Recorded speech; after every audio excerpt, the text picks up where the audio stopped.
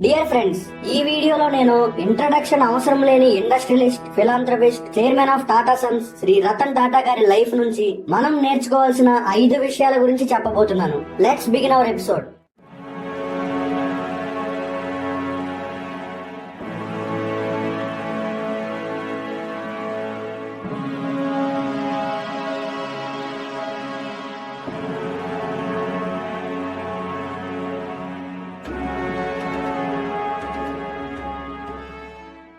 Point number 1, believe in yourself. ఎవరైనా నిన్ను నమ్మాలంటే ముందు నిన్ను నువ్వు నమ్మాలి.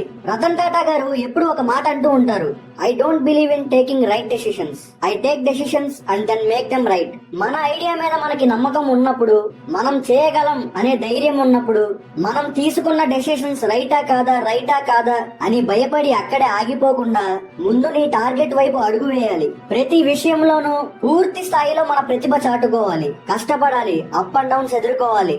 ఫైనల్ గా తీసుకున్న డెసిషన్ రైట్ అని ప్రూవ్ చేయాలి. ఈ పాయింట్ ని రతన్ టాటా గారి లైఫ్ లో జరిగిన రియల్ ఎగ్జాంపుల్ తో రిలేట్ చేసి చెప్తా వినండి. మనందరికీ టాటా ఇండికా కార్లు తెలుసు. అవి ప్రవేశపెట్టిన మొదటి సంవత్సరంలోనే ఫెయిల్యూర్ అవడం వలన ఈ బిజినెస్ ని ఫోర్డ్ కంపెనీకి అమ్మటానికి సిద్ధమై రతన్ టాటా గారు ఫోర్డ్ చైర్మన్ అయిన బిల్ ఫోర్డ్ ని కలిశారు. అయితే అప్పుడు బిల్ ఫోర్డ్ ఇలా అన్నారు, మీకు ఏం చేయాలో ఎలా చేయాలో తెలియనప్పుడు కార్ల బిజినెస్ స్టార్ట్ చేయకుండా ఉండాల్సింది. మేము మీ బిజినెస్ కొంటే మీకు చాలా పెద్ద ఫేవర్ చేసిన వాళ్ళం అవుతాం ఇలా అన్నారు. ఈ మాటకి రతన్ టాటా గారి సెల్ఫ్ రెస్పెక్ట్ ఒప్పుకోలేదు. తిరిగి ముంబై వచ్చేశారు. 9 సంవత్సరాలు గడిచాక ఫోర్డ్ కంపెనీ అప్పుల బారిన పడింది. అప్పుడు ఫోర్డ్ కి చెందిన జాగ్వార్ ల్యాండ్ రోవర్ కార్స్ ని టాటా గ్రూప్ విక్రయించింది. అప్పుడు bill Ford jaguar land rover cars ని కొని మాకు చాలా ఫేవర్ చేశారు అని రతన్ టాటాతో అన్నారు.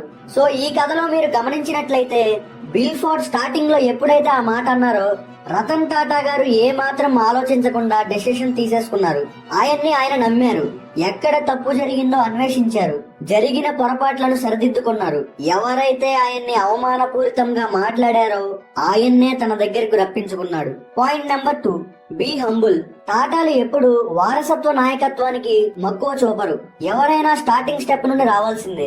అదే విధంగా రతన్ టాటా గారు మొదట జంషెడ్పూర్ లోని టాటా స్టీల్ కంపెనీలో బ్లూ కాలర్ ఎంప్లాయ్ గా ఆయన కెరీర్ స్టార్ట్ చేశారు. అలా ఒక సాధారణ ఎంప్లాయ్ గా పనిచేస్తున్న రతన్ టాటా నైపుణ్యాలు, నాయకత్వ విలువలు, ఆయన విజనరీ ఐడియాస్ గమనించిన జేఆర్డి టాటా మొదటిగా కొన్ని బాధ్యతలు అప్పగించారు. కొద్ది కాలం గడిచిన తరువాత రతన్ టాటానే సంస్థని ముందుకు తీసుకుని వెళ్లగలిగే సామర్థ్యుడు అని గమనించిన జేఆర్డి రతన్ ని చైర్మన్ ఆఫ్ టాటా గ్రూప్ గా నియమించారు.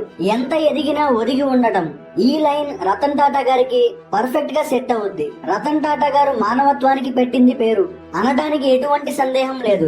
దీనికి లెక్కలేనన్ని రియల్ లైఫ్ ఎగ్జాంపుల్స్ ఉన్నాయి. మీకు తెలుసా, టాటా గ్రూప్ క్యాపిటల్ 11 లక్షల కోట్లు. But Ratan Tata is not in the list of richest men in India. Did you wonder why? ఎందుకంటే 65% of the Tata's family and companies income చారిటీకి వెళ్ళిపోతుంది కాబట్టి. ఒకసారి రతన్ టాటా గారిని ఒక రిపోర్టర్ ఇలా అడిగారు, why Ambani is richest person in Asia but not you.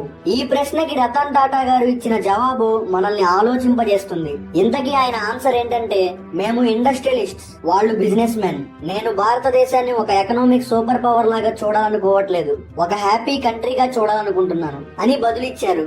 ఈ రోజున Tata steel, Tata Motors, Tata consultancy services, Tata power, Tata chemicals, Tata global beverages, Tata tele services, Titan, Tata communications, Taj group, ఇలా 30 పబ్లిక్లీ లిస్టెడ్ కంపెనీస్ ఉన్నాయి. టోటల్ గా మొత్తం టాటా కింద 96 కంపెనీలు ఉన్నాయి. ఇలా ఓవరాల్ గా చూసుకుంటే టాటా గ్రూప్ యొక్క total market capitalisation $130 billion. So ఒకవేళ టాటా తన 65% చారిటీస్ కి డొనేట్ చేయకపోతే Ratan Tata tops the world's richest men list. ఆయన హంబుల్నెస్ ని మీకు తెలపడానికి 2 సిచ్యువేషన్స్ ని మీకు చెప్తాను. మీకు 26/11 ముంబై అటాక్స్ గురించి తెలిసే ఉంటుంది. ఆ అటాక్స్ వల్ల ఎఫెక్ట్ అయిన 80 మంది ఎంప్లాయీస్ ఫ్యామిలీస్ ని రతన్ టాటా గారు పర్సనల్ గా పరామర్శించారు. వాళ్ళ మెడికల్ ఎక్స్పెన్సెస్, వాళ్ళ పిల్లల చదువుకయ్యే ఖర్చులు అన్ని కంపెనీయే భరిస్తుందని హామీ ఇచ్చారు. ఆయన ఎంత సింపుల్ అంటే, ఆయన ఒక్కరే ప్రయాణం చేస్తున్నప్పుడు వెనక సీట్ లో కాకుండా డ్రైవర్ పక్కనే కూర్చుంటారంట. ఒకవేళ డ్రైవర్ లేకపోతే ఆయనే కార్ నడుపుతారు. ఇలా టాటాస్ లెగసీ అండ్ రతన్ టాటా గారి గొప్పతనం, వారి సేవలు చెప్పుకుంటూ పోతే వీడియో లెంత్ 1 అవర్ పట్టేస్తది. Point number 3, never look back and regret. అయ్యో నేను అప్పుడు అలా చేసుంటే బాగుండేదే, అలా చేసుంటే ఇప్పుడు ఇంకో రేంజ్ లో ఉండేవాడినేమో, ఇలా ఆ రోజు అది చేయలేకపోయానని ఈ రోజు బాధపడటం వలన టైం అండ్ ఎనర్జీ వేస్ట్ అవ్వడం తప్ప ఉపయోగం ఏమీ ఉండదంటారు రతన్ టాటా. నిజమే, మనలో చాలా మంది ఏం చేస్తాం, ఫ్రీ టైం దొరికితే చాలు పాస్ట్ లోకి వెళ్ళిపోయి మనకి జరిగిన అన్ఫార్చునేట్ థింగ్స్ గురించి ఆలోచించి బాధపడుతూ ఉంటాం. కానీ ఇలా మాటి మాటికి మన డిమెరిట్స్ గురించి ఆలోచించడం వలన మన ఆలోచన విధానం బలహీన పడిపోతుంది. ఇలా చేయకుండా ఉండటానికి మోటివేషన్ గా రతన్ టాటా గారి లైఫ్ లో జరిగిన ఒక ఫేస్ చెప్తాను. ఆయన ఎప్పుడూ ఒక మాట అంటారు, find a problem and solve it. అయితే ఒక రోజు ఆయన ట్రావెల్ చేస్తుండగా ఒక ఫ్యామిలీ మొత్తం భార్య భర్త 2 పిల్లలు ఒకే బైక్ మీద ఇబ్బంది పడుతూ వెళ్లడం చూసిన రతన్ టాటా గారు ఈ ప్రాబ్లం ని ఎలా అయినా సాల్వ్ చేయాలి అనుకున్నారు. ఈ ప్రాబ్లం కి ఆయన తీసుకొద్దాం అనుకున్న సొల్యూషన్ టాటా నానో. 2003లో పేద మధ్య తరగతి కుటుంబాల కోసం ₹1,00,000 కారుని తీసుకొస్తా అని రతన్ టాటా గారు అనౌన్స్ చేశారు. అయితే ఇది అసాధ్యమని, రియాలిటీలో వర్కౌట్ అవ్వదని చాలా మంది వాకించారు. కానీ రతన్ టాటా గారు ఏమాత్రం విశ్వాసం కోల్పోలేదు. ఎన్నో ఆటంకాలు ఎదుర్కొన్న తర్వాత ఎట్టకేలకు 2008లో టాటా నానోని లాంచ్ చేశారు. ఆయన ఆశయమల్లా ఒకటే, దేశంలోని లక్షలాది ప్రజల ఆశలను అవసరాలను తీర్చడం. కానీ కొన్ని అనివార్య కారణాల వలన నానో అంత సక్సెస్ అవ్వలేదు. కానీ ప్రజలలో టాటా మీద ఉన్న విశ్వాసం ఏమాత్రం తగ్గలేదు. సో దీని నుంచి నేను చెప్పాలనుకునే అసలైన విషయం ఏంటంటే, నానో ఫెయిల్ అయిన తర్వాత రతన్ టాటా గారు కూర్చుని అలా చేసుండకపోతే బాగుండేదేమో అని ఆలోచించాల. దానికి భిన్నంగా ఆయన 2011లో బెస్ట్ ఫెయిల్డ్ ఐడియా అనే కాంటెస్ట్ ని స్టార్ట్ చేశారు. దీని వెనక ఉన్న ఆబ్జెక్టివ్ ఏంటంటే, ఎంప్లాయీస్ ని ఫెయిల్యూర్స్ గురించి భయపడకుండా రిస్క్ చేయడానికి ప్రోత్సహించడం, ఎంప్లాయీస్ యొక్క ఇన్నోవేటివ్ ఐడియాస్ ని ప్రోత్సహించడం. Ratan Tata always says failure is gold mine for a company. Point number 4, be open to criticism. Take the stones people throw at you and use them to build a monument. జీవితంలో ఈ విషయం గుర్తుపెట్టుకోండి, ఎప్పుడు ప్రశంసలే కాదు విమర్శలు కూడా వస్తాయి. వాటిని మనం ధైర్యంగా ఎదుర్కోవాలి. ముఖ్యంగా కొంతమంది మనల్ని విమర్శించడానికే బాణం ఎక్కువ పెట్టుకుని రెడీగా ఉంటారు.